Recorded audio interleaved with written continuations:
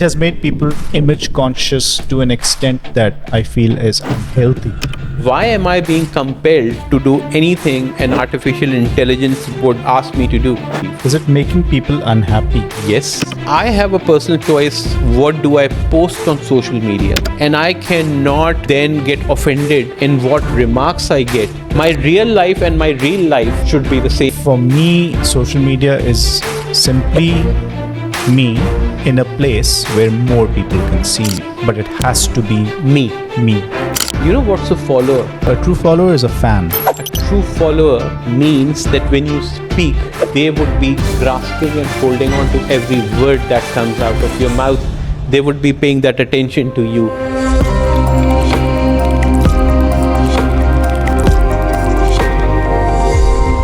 Okay, hello everyone. Welcome to another session of Brick Buzz. Today we're going to step away from the business side of conversations and talk more from a social sciences point of view.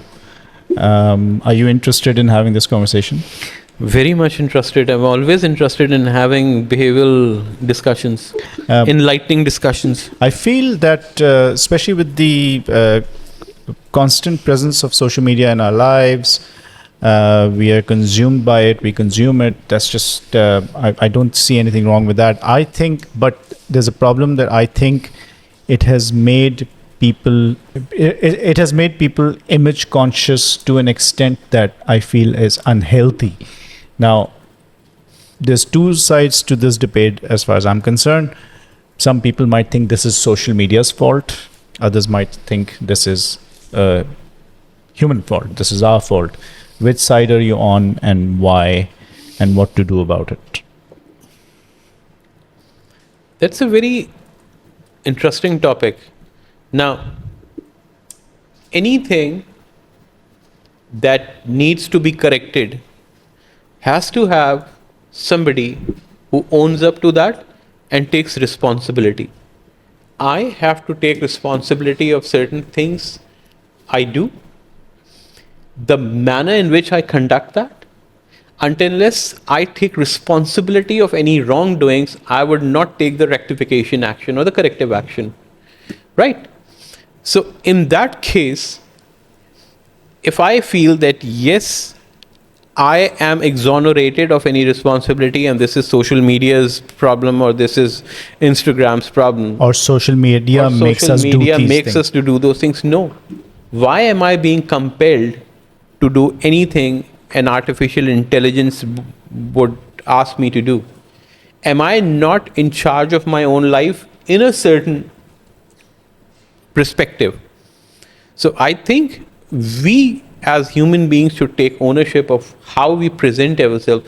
I mean, I would definitely, for example, I get up every morning, shave, shower, change of clothes, put on some nice clothes and come to work because I would like to be pleasant and I would like to be perceived as well-dressed and well-mannered and well-behaved and well put-together person. Somebody who is in control of their faculties. Faculties, yes.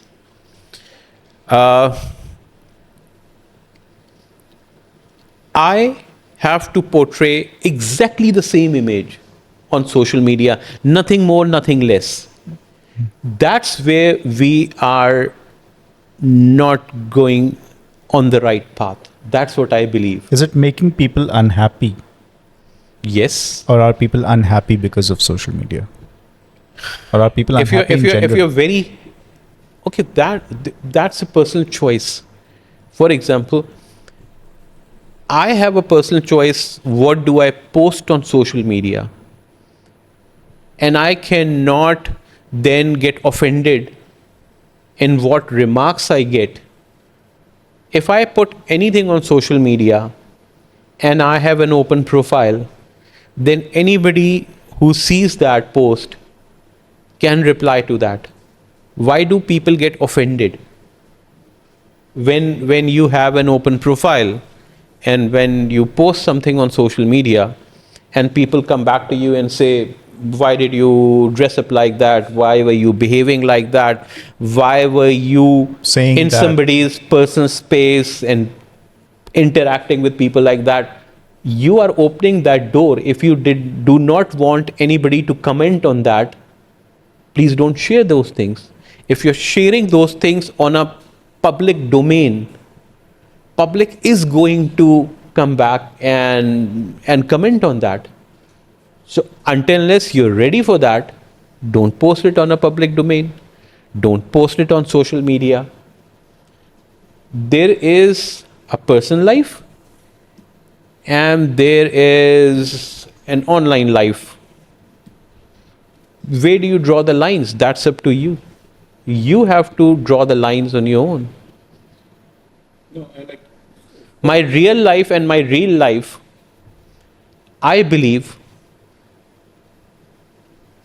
first of all, I am a firm believer whatever I am in person should be the same as I'm on social media. I shouldn't have any pretense. I should not be falsifying things. I don't believe in putting 50 filters.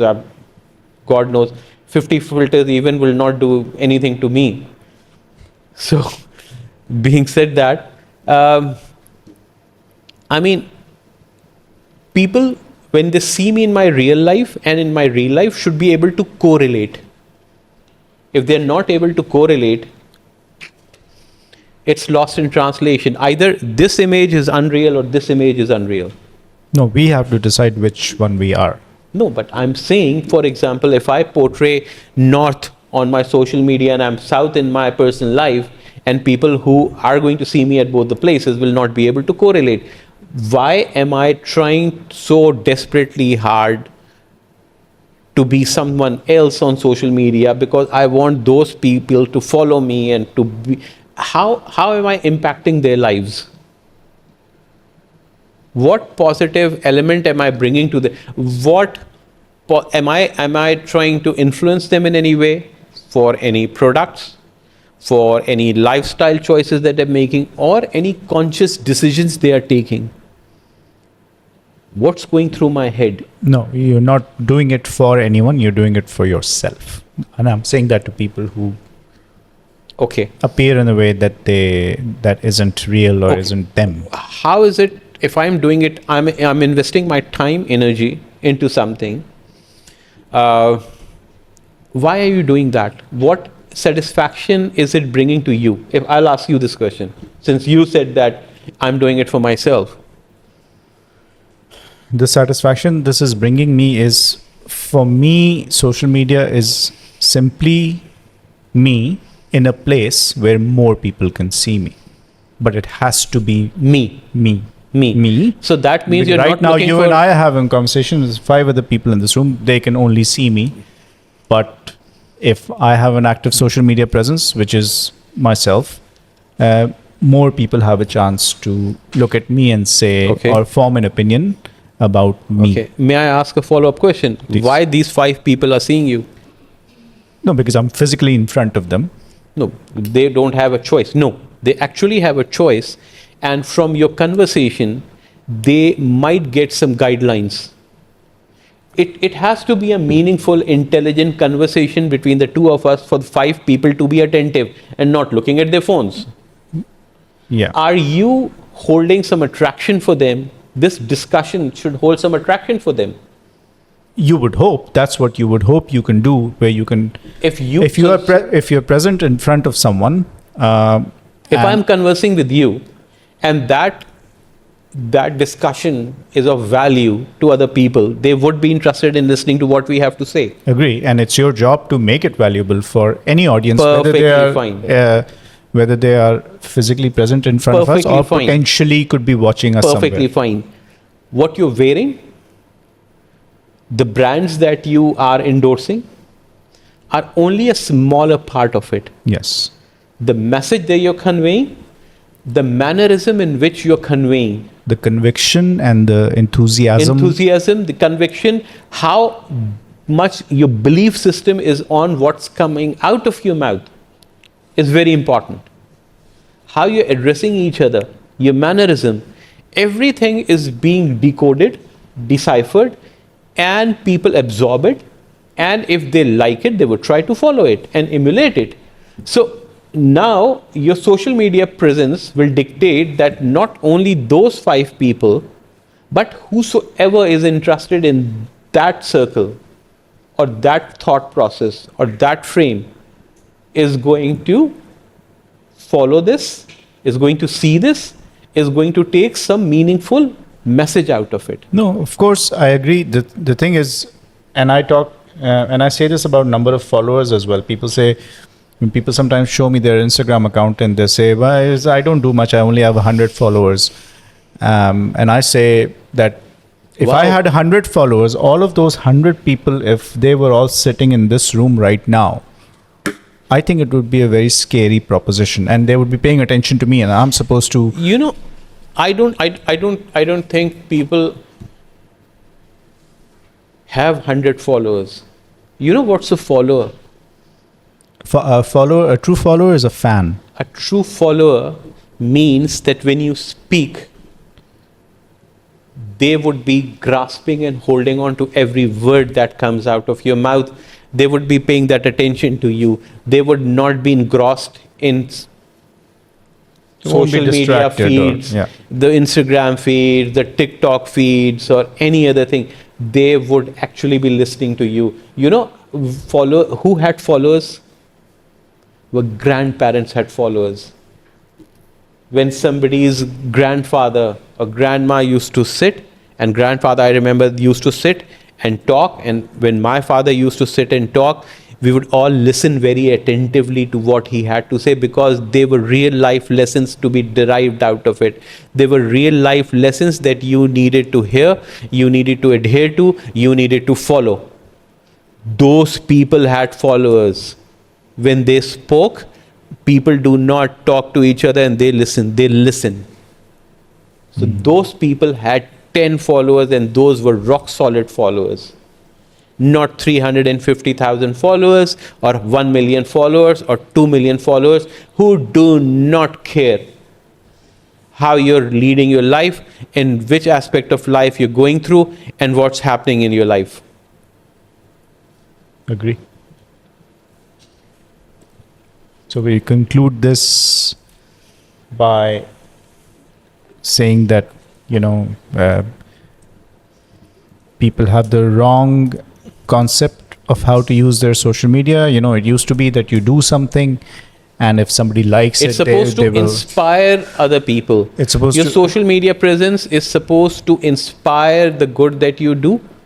And if there is a social injustice, there's something going on that needs to be addressed, that is brought to light to a bigger audience in order to motivate people, in order to Create an impact. If you're trying to create an You're impact, trying to if you're create an trying to impact. change You're trying to something- mobilize. For example, a lot of social campaigns are being run. Why? To mobilize people, not to demoralize people.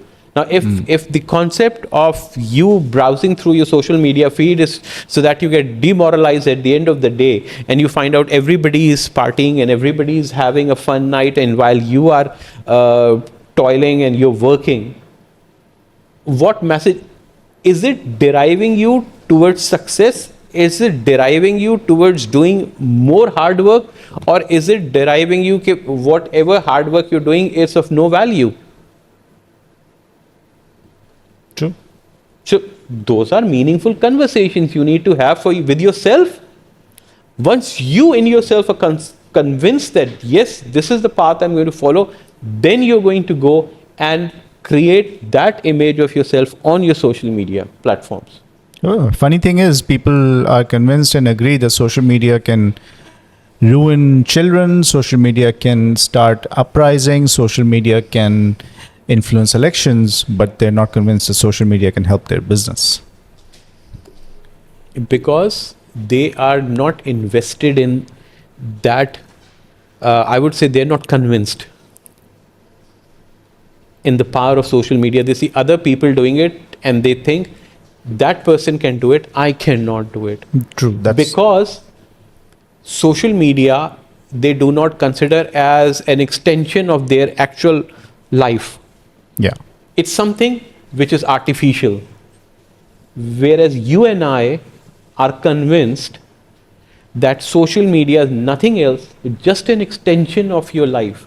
So whatever you're doing in your real life, that thing if depicted, you don't have to act, you don't have to remember things, you don't have to memorize, you don't have to dress up. Whoever you are, however you are, in your real life should be the same depiction in your real life, in your online life. If that's the case, then you will have no qualms on coming on social media and speaking your heart and your mind.